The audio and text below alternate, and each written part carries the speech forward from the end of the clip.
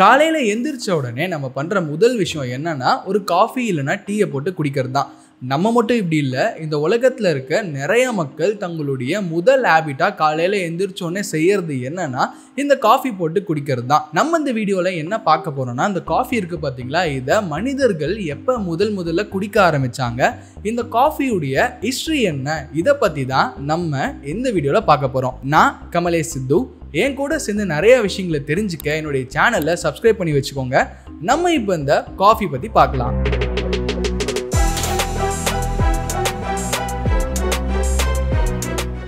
இந்த coffee plant இருக்கு பார்த்தீங்களா, இதோடைய பொட்டானிக்கல் நேம் என்னன்னா காஃபியே.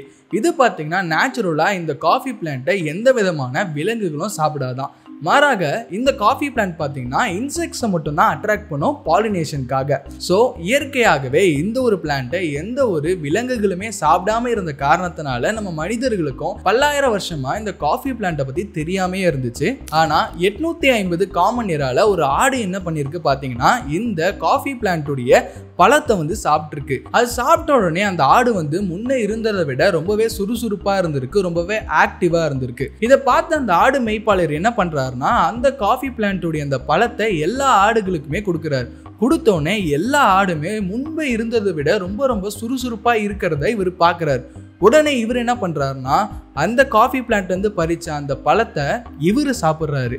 இதுதான் முதல் ஒரு மனிதன் ஒரு காஃபி பிளான்ட்ல இருக்க பழத்தை சாப்பிட்டது. இந்த காஃபி பழத்தை இவர் சாப்பிட்ட உடனே இவருமே ரொம்ப அட்டென்டிவ் ஆயிட்டாரு, ரொம்ப சுறுசுறுப்பாயிட்டாரு. இதுக்கப்புறம் 1400களில் எத்தியோப்பியா மக்கள் என்ன பண்ணியிருக்காங்கன்னா, இந்த காஃபி பிளான்ட்டுடைய லீவ்ஸை தண்ணியில கொதிக்க வச்சு அது மூலியமா டீ போட்டு குடிச்சிருக்காங்க.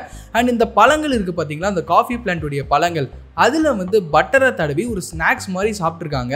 அண்ட் இந்த பழங்களுடைய சீடு, அதாவது இந்த பழங்களுடைய கொட்டைகளை என்ன பண்ணியிருக்காங்கன்னா, அதை காய வச்சு அதை வறுத்து அதை அரைச்சி காஃபி போட்டு குடிச்சிருக்காங்க. இப்படிதான் மனிதர்கள் முதல்ல இந்த காஃபியை குடிக்க ஆரம்பிச்சாங்க. இதுக்கப்புறமா 1450களில் ஏமன் நாட்டுல இருந்து எத்தியோப்பியாவுக்கு ஒரு முஸ்லீம் சூஃபி லீடர் ஒருத்தர் வராரு. அவர் இந்த காஃபியை குடிச்சதுக்கு அப்புறம் அவருக்கு இந்த காஃபி ரொம்பவே பிடிச்சு போச்சு.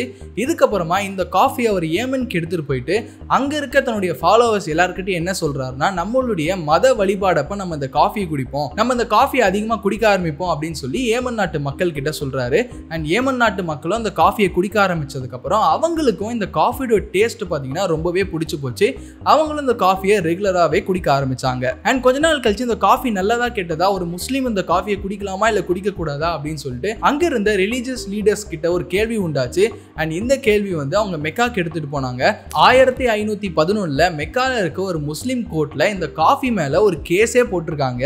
இந்த காஃபியை அன்னைக்கு மெக்கால இருந்த மத குருமார்கள்லாம் குடிச்சு பார்த்துட்டு இந்த காஃபியை முஸ்லிம்ஸ் குடிக்கலாம் அப்படின்னு சொல்லி ஒரு தீர்ப்பை கொடுக்கறாங்க. இதுக்கப்புறமா இஸ்தான்புல்ல முதல்ல ஒரு காஃபி ஷாப் அப்படின்றது ஓபன் பண்ணப்படுது. அண்ட் இந்த காஃபி ஷாப்ல இந்த மக்கள் என்ன பண்ணாங்கன்னா, அந்த காஃபியை குடிச்சிட்டு அப்படியே ஸ்மோக் பண்ணிக்கிட்டு, அண்ட் அந்த காலத்துல இவங்களுக்குலாம் ஒரு என்டர்டைன்மெண்ட் இருக்கும் பாத்தீங்களா, அந்த என்டர்டைன்மெண்ட்டை இவங்க இந்த காஃபியை குடிச்சிக்கிட்டே பார்த்துக்கிட்டு இருந்திருக்காங்க. கிட்டத்தட்ட இந்த காஃபி ஷாப் அப்படின்றது அன்னைக்கு ஒரு பார் மாதிரி தான் நடந்திருக்கு. அண்ட் இதே டைம்ல இந்த எத்தியோப்பியா மக்கள் இருக்காங்க பாத்தீங்களா, அவங்க என்ன ஒரு முடிவுக்கு வராங்கன்னா, அவங்க இது வரைக்கும் இந்த காஃபியை எங்கெங்கெல்லாம் இருக்கோ அவங்க தேடி தான் எடுத்துட்டு இருந்தாங்க.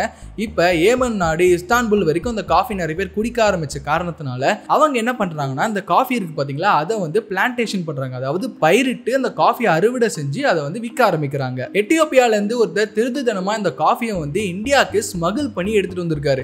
அதுக்கப்புறமா தான் இந்தியாவில் இந்த காஃபியை மக்கள் குடிக்க ஆரம்பிச்சிருக்காங்க. அண்ட் இந்த காஃபி அப்படியே படிப்படியா Java islands and other South East Asian கண்ட்ரீஸ்க்கும் கொஞ்சம் கொஞ்சமா போய் இது சேருது. அண்ட் இதே டைம்ல ஒட்டமன் எம்பையர் ஃபுல்லாவே மக்கள் இந்த காஃபியை அதிகமாக குடிக்க ஆரம்பிச்சிருந்தாங்க.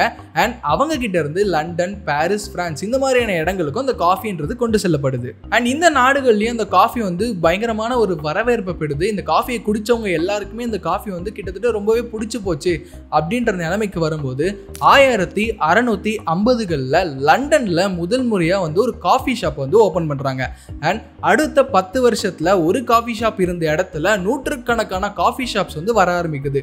கிட்டத்தட்ட லண்டன் மக்கள் எல்லாருக்குமே இந்த காஃபி அவ்வளோ பிடிச்சிருக்கு. அதனாலதான் அத்தனை காஃபி ஷாப்ஸ் ஓபன் பண்ணிட்டே இருந்திருக்காங்க. இதை மக்கள் அதிகமாக குடிக்க அன்னைக்கு இங்கிலாந்துடைய கிங்கா இருந்த சார்லஸ் II அப்படின்றவரு இந்த காஃபியை பார்த்தீங்கன்னா பேன் பண்றாரு. ஆனால் அந்த காஃபி ஷாப்ல பார்த்தீங்கன்னா நிறைய சயின்டிஸ்டும் நிறைய அறிவியல் அறிஞர்களும் ப்ரொஃபஸர்ஸும் உட்காந்துட்டு இந்த காஃபியை குடிச்சிட்டு நிறைய டிஸ்கஷன்லாம் பண்ணிட்டு இருந்தாங்க.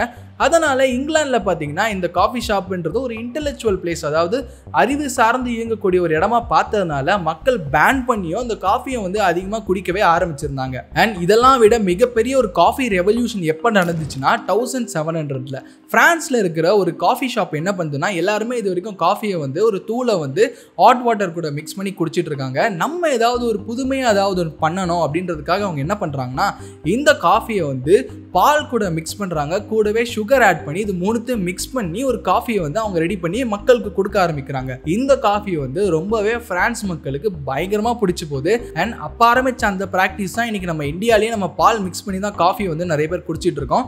ஆனால் இன்னமும் சில கண்ட்ரீஸில் பாலை மிக்ஸ் பண்ணாமல் வெறும் ஹாட் வாட்டரில் வந்து காஃபி போட்டு குடிக்கிறவங்களும் இருக்காங்க. அதோடைய ஸ்டார்டிங் பாயிண்ட் எப்போனா 1700ல பிரான்ஸில் அந்த காஃபி ஷாப் பண்ண இனோவேஷன் தான் நம்ம இன்னைக்கு ஃபாலோ பண்ணிட்டு இருக்கிறது. அண்ட் பிரான்ஸ்ல இந்த காஃபின்றது ரொம்ப ஃபேமஸ் ஆக ஆரம்பிச்சிச்சு. எந்த அளவுக்குன்னா, 2 காஃபி ஷாப்குள்ள ஒரு காம்படிஷன்லாம் வைக்கிற அளவுக்கு 2 பேருமே ஒரு போட்டி வைக்கிறாங்க. யாரால வந்து அதிகப்படியான காஃபியை வந்து குடிக்க முடியும் அப்படின்ற மாதிரி காம்படிஷன்லாம் வைக்கிறாங்க.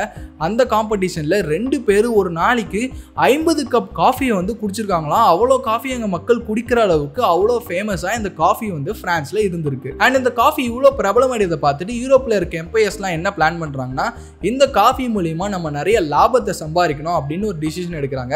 அவங்க என்ன பிளான் பண்றாங்கன்னா, Latin America, Caribbean, Africa, India, South East Asia இந்த மாதிரி இடங்களை ஆக்கிரமிச்சு அங்க இருக்க மக்களை ஸ்லேவா மாத்தி அவங்க மூலியமா அந்த காஃபி வந்து பிளான்டேஷன் பண்ணி அதை அறுவடை செஞ்சு மற்ற நாடுகளுக்கு இது ஏற்றுமதி பண்ணி அதை வித்து நிறைய காசும் அவங்க சம்பாதிச்சாங்க. அண்ட் நம்ம இந்தியாலையும் ஈஸ்ட் இந்தியா கம்பெனி இந்தியர்களை அடிமையாக்கி இந்த மாதிரி காஃபி அண்ட் டீ பிளான்டேஷன்ல வேலை செய்ய வச்சாங்க.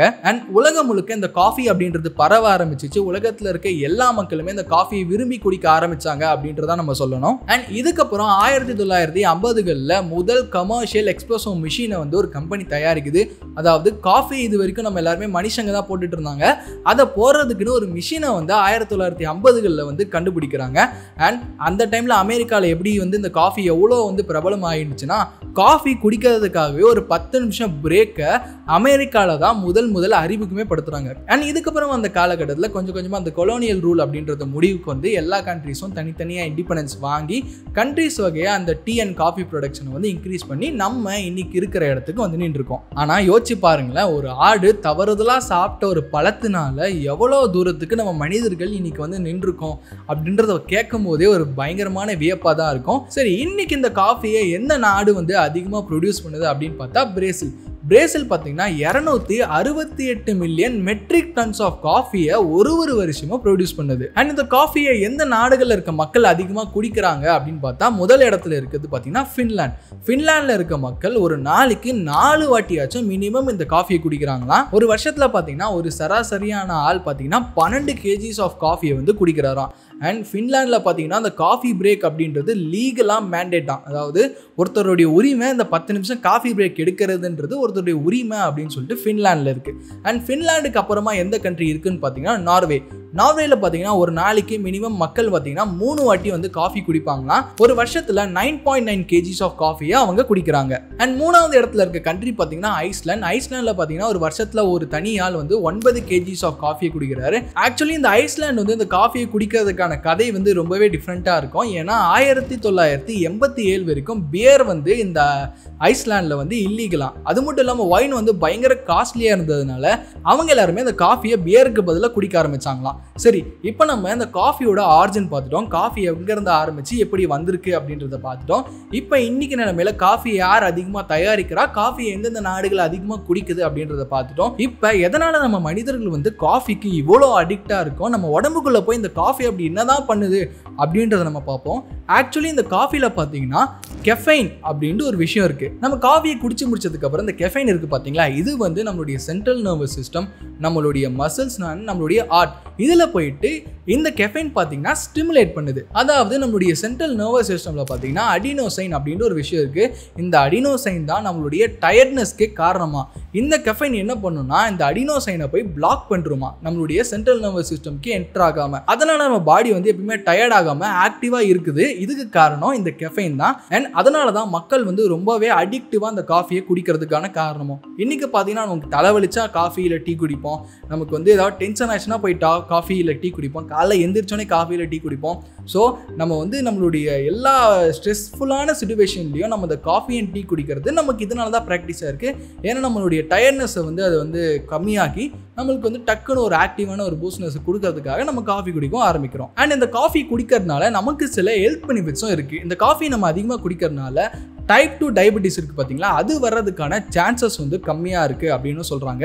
அது மட்டும் இல்லாமல் நம்மளுடைய மென்டல் ஹெல்த் இருக்குது பார்த்தீங்களா, அது இந்த காஃபி குடிக்கிறதுனால எனக்கு கொஞ்சம் நல்லா இருக்கும் அப்படின்னு சொல்கிறாங்க. அண்ட் நான் இப்போ சொல்ல போகிற விஷயத்தை கேட்டிங்கன்னு வச்சுக்கோங்களேன், நீங்கள் காஃபியை வந்து அப்படியே மொண்டு குடிக்க ஆரம்பிச்சிருவீங்க. ஏன்னா இந்த காஃபியை அதிகமாக நம்ம குடிக்கிறதுனால நம்மளுடைய லைஃப் ஸ்பேன் இருக்குது பார்த்தீங்களா, அது இன்க்ரீஸ் ஆகிறதா ஒரு ரிசர்ச்சில் சொல்லியிருக்காங்க. அண்ட் இதை விட பயங்கர சுவாரஸ்யமான பயங்கர இன்ட்ரெஸ்டிங்காக நிறைய விஷயங்கள் பார்த்தீங்கன்னா டீயில் இருக்குது. டீயோட ஹிஸ்ட்ரி பற்றி நான் ஒரு தனி வீடியோ பண்ணணும்னா நீங்கள் வந்து கமெண்ட்டில் வந்து சொல்லுங்கள். நான் கமலேஷ் சித்து அடுத்த வீடியோவில் உங்களை பார்க்குறேன்.